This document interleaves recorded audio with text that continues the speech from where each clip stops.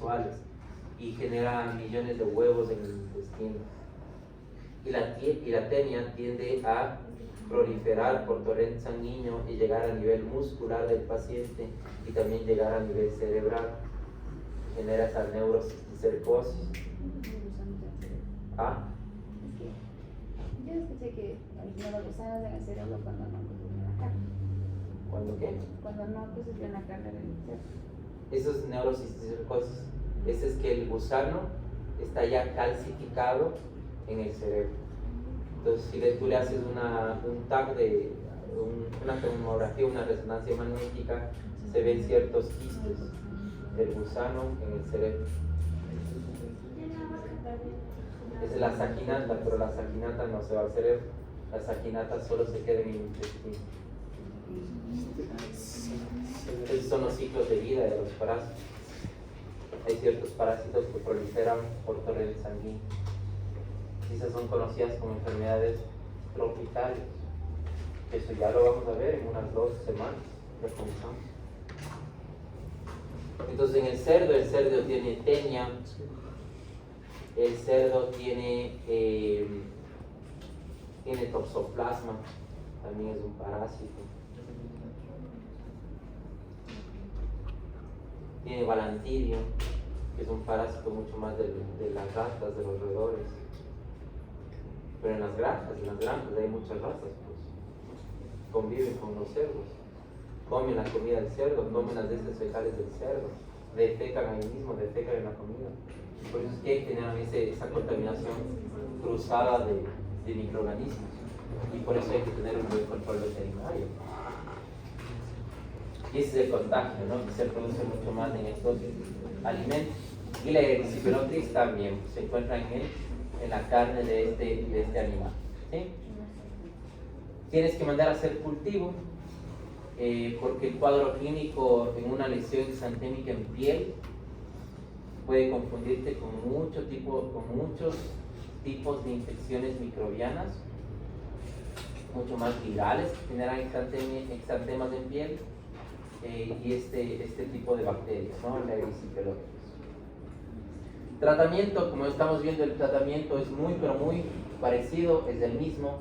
El tratamiento van a ser penicilinas, va a ser ciprofloxacina, va a ser clindamicina, dependiendo del tipo de infección, ¿no? Recuerden que la clinda va mucho mejor en piel, que la cipro va mucho mejor a nivel gastrointestinal. Perdón. El metronidazol puede servir para algunos gram positivos, pero va mejor para parásitos y va mejor para algunos anaerobios. Sería mucho mejor ciprofloxacina por una infección gastrointestinal. ¿Sí? Y lo mejor de todo, que ya lo hemos visto en la mayoría de las bacterias, vacunar a los animales. Por eso les digo, estos tipos de microorganismos, la incidencia es muy baja, porque la mayoría de animales tienen un control veterinario. ¿Sí? Vamos con la difteria. Corynebacterium diphtheriae. Hay vacuna para esta bacteria, ¿no? La BTP, acuérdense. El Corynebacterium diphtheriae tiene 2 toxinas, exotoxinas alfa y exotoxinas beta. El ser humano es el único reservorio de este microorganismo a nivel orofaringeo. No existe animal. El propio humano tiene esta bacteria a nivel de vía respiratoria superior. ¿Sí? Se transmite por microgotitas. Está o prolifera mucho más en países como Estados Unidos. ¿Por qué razón? ¿Por qué razón hay más en Estados Unidos de difteria? Porque en Estados Unidos hay muchas personas que no quieren vacunarse. Ese es el problema. No quieren. Y es un país de los que más dinero tienen, más vacunas tienen, pero las personas no quieren vacunarse y no se les puede obligar tampoco, ¿no? Entonces ellos son los reservorios y ellos transmiten la enfermedad y siguen existiendo brotes. Por eso en este momento en nuestro país existe una campaña, ¿se han escuchado? Campaña de vacunación. ¿Y de qué están vacunando? de tétano, rubiola y sarampión. Obviamente viene parte de la triple vírica. También se les mete la vacuna de la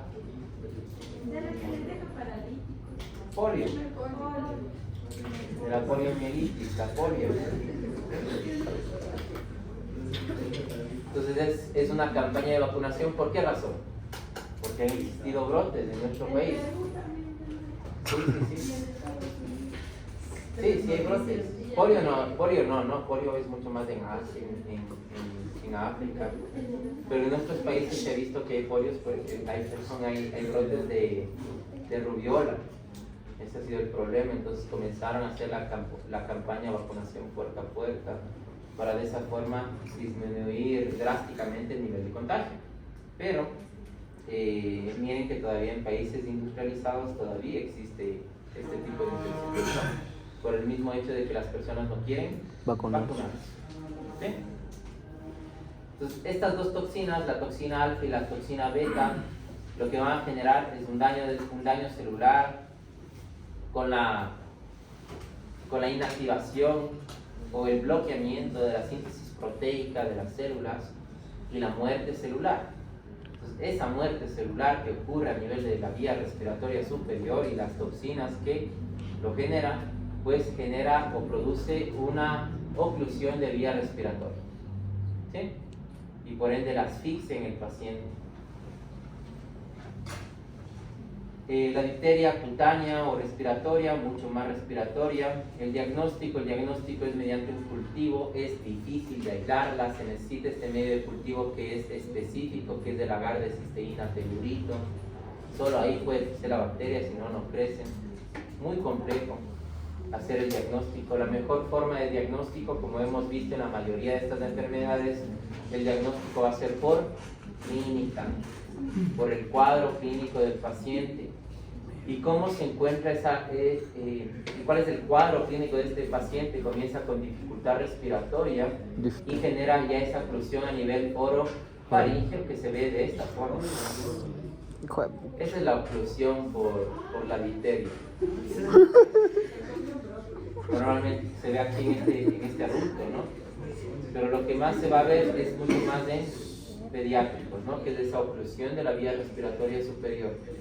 ¿Sí? La transmisión ocurre de manera respiratoria, claro, porque ya mencionamos que el único reservorio era el humano. No es por alimentos o animales, era el propio humano, ¿no? Genera esa oclusión de vía respiratoria, como lo vemos acá. Y el tratamiento, cuando existe este tipo de oclusión, el tratamiento, pues primero administrar oxígeno al paciente, pero cuando existe una oclusión hay que realizar un procedimiento ya quirúrgico. El tratamiento, mucho más que tratar con una antibiótico-terapia, se podría administrar algún tipo de penicilina, pero la mejor forma de controlar, porque es producto de las toxinas, lo que está ocurriendo esto de la toxina alfa y toxina beta, son anafilotoxinas o antitoxinas, que son en forma de inmunoglobulinas. Esas son las antitoxinas que se pueden administrar a un paciente. Lo mismo pasa en tétano, lo mismo pasa en difteria, y lo mismo pasa en Clostridium botulinum. Son antitoxinas que son inmunoglobulinas que bloquean la función de la toxina bacteriana. ¿Sí? Esa sería la mejor forma de tratar a estos pacientes. Antitoxinas. Y vamos con los Clostridium para terminar. Los Clostridium son más fuertes todavía. Voy a tener tiempo para hacer el refuerzo al final. Los Clostridium, recuerden que tenemos Clostridium perfringens difficile, Clostridium botulínico y el Clostridium tetani. Vamos con el difícil, que el difícil ya lo hemos hablado en muchas ocasiones. El difícil genera esa colitis pseudomembranosa. Tienen esporas, son anaerobios y tienen enterotoxinas. Esas enterotoxinas lo que van a hacer, miren, atraen neutrófilos, liberan la activación de células proinflamatorias como citoquinas y lo que ocasiona son diarreas. Estas enterotoxinas también lo que generan son úlceras a nivel del colon.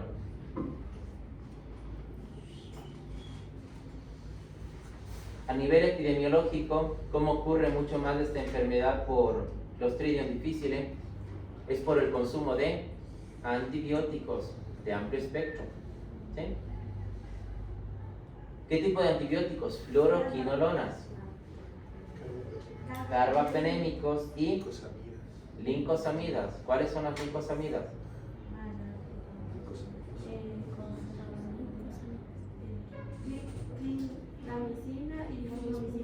Muy bien. Lincosamidas, clindamicina y fosfomicina. Entonces, esos antibióticos son los que generan la disbiosis. Esos antibióticos son los que matan a la microbiota intestinal normal. Y la única que va a proliferar es el Clostridium porque tiene sus esporas. ¿Sí? Resiste muy bien a los antibióticos. Al tener esporas, recuerden que las esporas sobreviven mucho a condiciones adversas. ¿Y a quién le da colitis pseudomembranosa? A un paciente que haya llevado mucho tiempo con antibióticos. Por ejemplo, ¿en dónde? En UCI, a nivel de cuidados intensivos. Por eso los pacientes que suelen salir de unidad de cuidados intensivos salen con una colitis. O sea, claro, salieron de la enfermedad, pero salen con contraenfermedad por el tratamiento descontrolado que se le ha administrado. ¿Sí? Esa es la característica de la colitis pseudomembranosa por Clostridium. Tiene un montón de toxinas, ¿no? Enterotoxinas, citotoxinas, exfoliativas, ulcerativas, hialuronidasa, fosfolipasa. La enfermedad ocurre después de 5 a 10 días de haber administrado ese cóctel de antibióticos y se genera una colitis pseudomembranosa. Colitis, una inflamación del colon, y pseudomembranosa con una ulceración. Y recuerden que cuando hay úlceras a nivel del colon, existe un daño también de pequeños capilares, de pequeños vasos sanguíneos, y por ende hay sangrado. Entonces se asocia mucho una diarrea con sangre y con moco. Cuando hay mucho moco en una diarrea, eso es una inflamación. ¿Sí? Se asocia con inflamación y se asocia con esta diarrea, ¿no? Normalmente se ve así, una colitis pseudomembranosa mediante una colonoscopía. Entonces se van a ver muchas úlceras a nivel del colon y ya son úlceras ya sangrantes, como lo vemos acá. ¿Sí? Eso es clásico de una colitis. No, mejor las heces son heces sangrantes, brillantes. O sea, tú ves a las heces rojas. ¿Sí? Otra cosa totalmente diferente son las melenas, que poco a poco está perdiendo, en heces fecales está perdiendo ¿qué? Hemoglobina. Hemoglobina, no sangre completa, no glóbulos rojos completos. Es hemoglobina mucho más en una melena. En una en unas heces con sangre se ve heces rojas, porque está perdiendo sangre, como lo vemos ahí. ¿Sí? Eso es clásico de una colitis. ¿Perdón? Melenas. Por ejemplo, ¿cuándo hay melenas? Lo hablamos en el Helicobacter pylori, ¿se acuerdan? Cuando son heces oscuras o heces negras, eso es melenas. Tú no ves a los glóbulos rojos, incluso tú si ves en una microscopía, no ves glóbulos rojos, porque ¿qué hay ahí? Hemoglobina. Por eso al paciente hay que mandarle una detección de sangre oculta en heces. ¿Se han escuchado eso? Sangre oculta en heces. ¿Sí? Entonces, ese es el resumen de la colitis pseudomembranosa y creo que es una imagen muy clásica que lo utilizan todos, porque se entiende todo, se entiende qué está pasando. Entonces, clindamicina. Una infección por Clostridium difficile es que nosotros tenemos en nuestra microbiota bacterias buenas. Las bacterias buenas son estas de color rosado, están asustadas. Esos son lactobacillus, son bifidobacterios, son firmicutes. El estar tratando a un paciente durante mucho tiempo, hago referencia a mucho tiempo de 2 semanas para arriba. con una administración, con una concentración del antibiótico muy elevada y que sea un antibiótico muy fuerte, como clindamicina, cefalosporinas de tercera y de cuarta generación, ampicilina, cloroquinolonas, como levo, como cipro, como moxifloxacina. Esos antibióticos lo que hacen, miren, es dañar, matar a las microbiotas normal.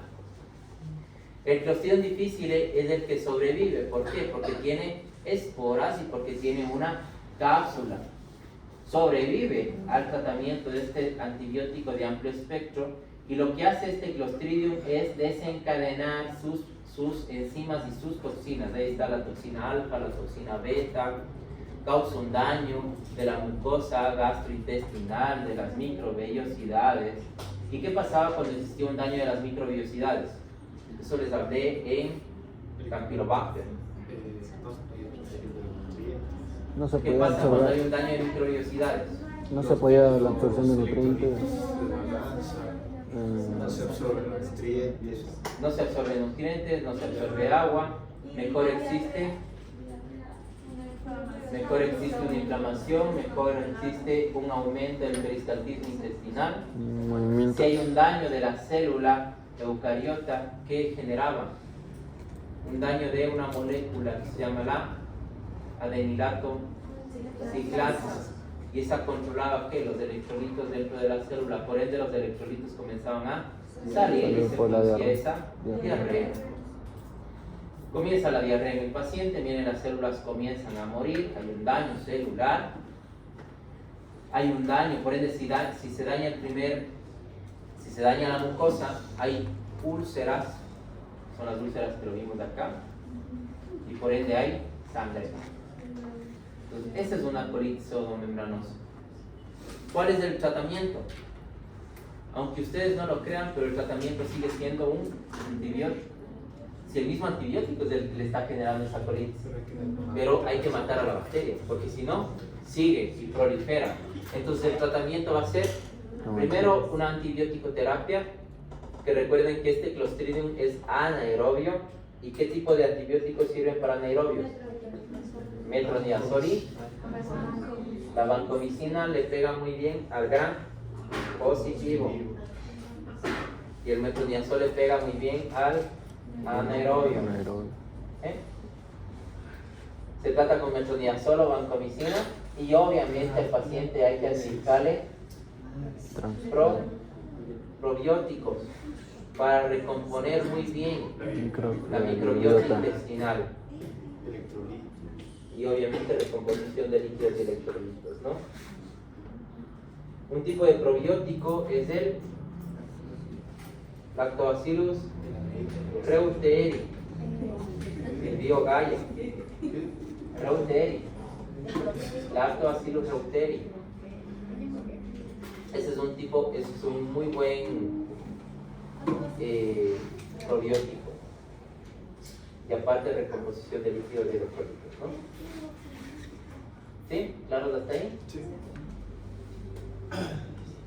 Hay el trasplante de heces, que eso ya lo mencionamos también en microbiota, lo hablamos de microbiota y en disbiosis, que la mejor tecnología que ahora se está utilizando para esta colitis pseudomembranosa es el trasplante de heces, para recomponer de manera adecuada la microbiota intestinal. Y eso lo están haciendo principalmente países del Mediterráneo, que todavía no está aprobado ni por la FDA ni por la EMA, pero ya se lo está utilizando como un estudio clínico controlado, ¿no? Y que tiene resultados satisfactorios totalmente. ¿Sí? Los de trasplante.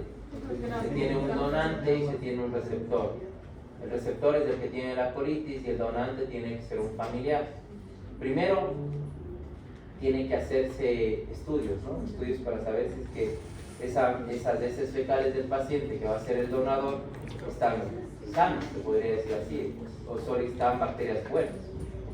Luego, mediante ingeniería genética, se extrae, bueno, las heces fecales no es lo que interesa ahí, lo que interesa es la microbiota. Se extrae la microbiota mediante ingeniería genética y se administra mediante una colonoscopia al paciente, esa microbiota. Fueron los primeros estudios de microbiota intestinal. Ahora que ya ha avanzado, que ya va más de 8 años en este tipo de investigaciones, ahora incluso ya hay comprimidos, ya hay cápsulas que tienen la microbiota del paciente, que es del donador, y que se le administra al paciente y eso recompone totalmente la microbiota. Esa es la metodología de trasplante de esos. Y yo creo que ya en unos años ya lo aprueban. Porque claro, todo tipo de estudio, ensayo clínico, se demoran años hasta ser aprobado. Porque tienen que pasar por diferentes fases. Es como las vacunas del COVID, ¿no? Solo que a las vacunas del COVID les aprobaron rapidito, ¿pero por qué? Pero la pandemia, pues, la mayoría de las personas están muriendo. Por eso les aprobaron rapidito, pero normalmente un ensayo clínico se demora de 10 a 20 años hasta ser aprobado. ¿Sí? ¿Claros? ¿Hasta ahí?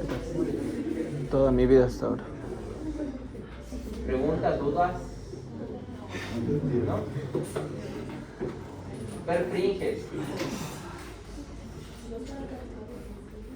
Sí, esta es la clase más fuerte de todas, porque es mucho temario, porque son todos los bacilos gram positivos.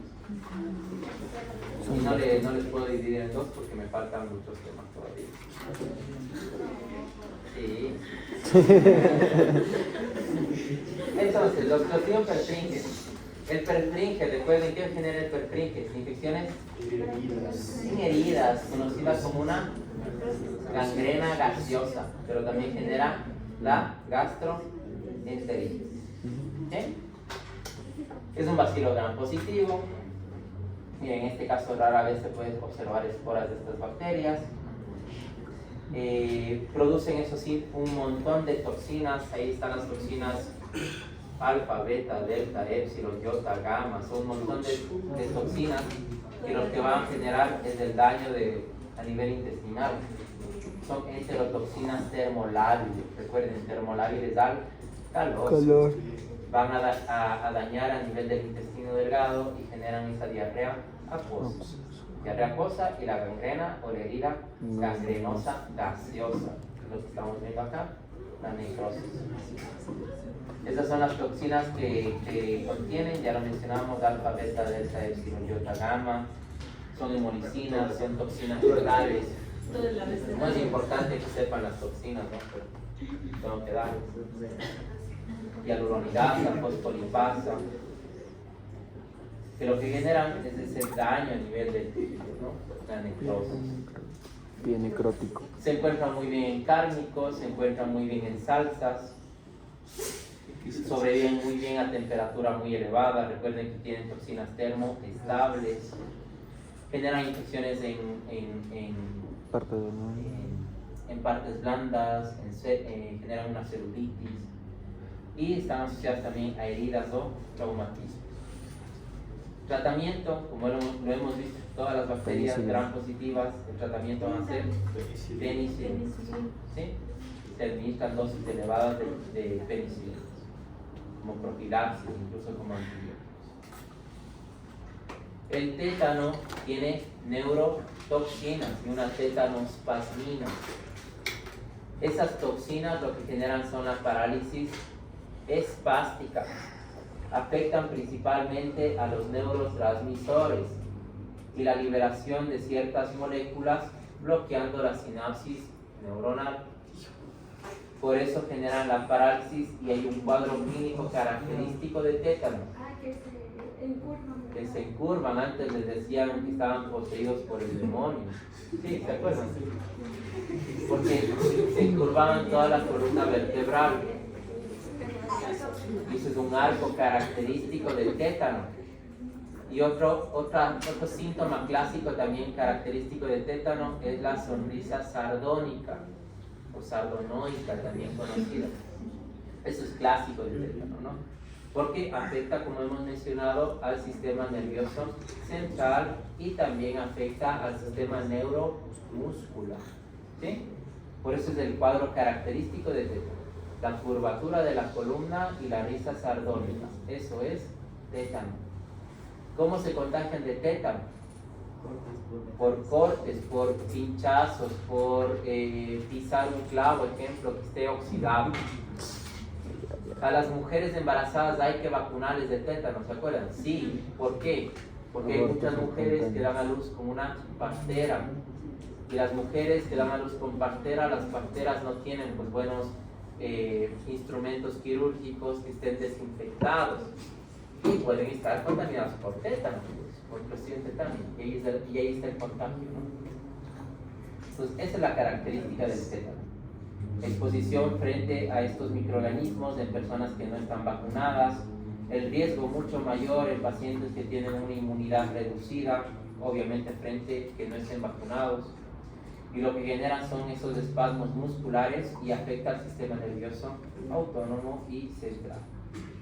El tratamiento primero es una antibiótico-terapia con una penicilina o un metronidazol, pero también el tratamiento tiene que ser un tratamiento para las toxinas, que es una antitoxinas, ¿no? Que son inmunoglobulinas.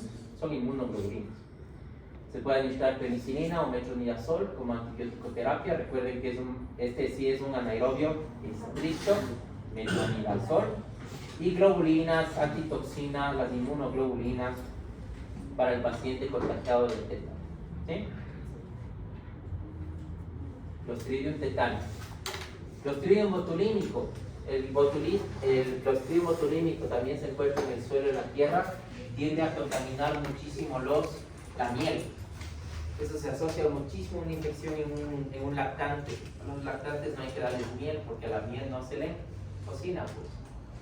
Entonces ahí es cuando se contagian de Clostridium botulínico. Y el botulímico es el botulismo, ¿no? El botulismo es una parálisis también a nivel muscular, conocida como una parálisis flácida. Y es por eso que el niño se le ve ahí como que está dormido, ¿no? Afecta, como mencionamos también, al diafragma y genera una insuficiencia respiratoria. ¿Sí? Tiene una neurotoxina que bloquea igual ciertas moléculas y genera la parálisis flácida, ¿no? Botulismo, el más común de todos. Clásico que se le ve al paciente ahí con la visión borrosa, adormecido, mareado. Ese es el botulismo. Visión borrosa, boceque, estreñimiento, dolor abdominal, pérdida de los músculos periféricos, pérdida de la movilidad, es la parálisis flácida aguda del Clostridium botulismo. Diagnóstico, es como todas estas bacterias, es difícil diagnosticarlas porque no crecen normalmente muy bien en los medios de cultivo. Hay que identificar las toxinas de las bacterias. Por eso la mejor forma es hacer un buen diagnóstico clínico y aparte utilizar pruebas inmunocromatográficas para determinar las toxinas de estas bacterias. Nada más, es difícil. Lo bueno de esto es que ya hemos mencionado que hay vacuna y por ende la incidencia de estas enfermedades es muy pero muy baja. No se van a topar mucho con ellas. Tratamiento, al ser un bacilo gram positivo que es anaerobio, metronidazol o penicilina, ¿no? O la citromicina para pacientes pediátricos. Lo mejor para un paciente pediátrico es una citromicina, ¿no? A lo menos está afectando a nivel respiratorio, a citromicina y ventilación mecánica o ventilación asistida, ¿no? En caso de que, como mencionamos, afecta al diafragma, el niño no puede respirar por sí solo, necesita un soporte de ventilación mecánica. ¿Sí? Toxinas que también son termolábiles, sobreviven mucho más en la miel, como mencionamos. Esta característica. ¿Sí? El botulismo infantil. Y esos son los resultados de la clase que hemos aprendido. Vamos a hacer un resumen.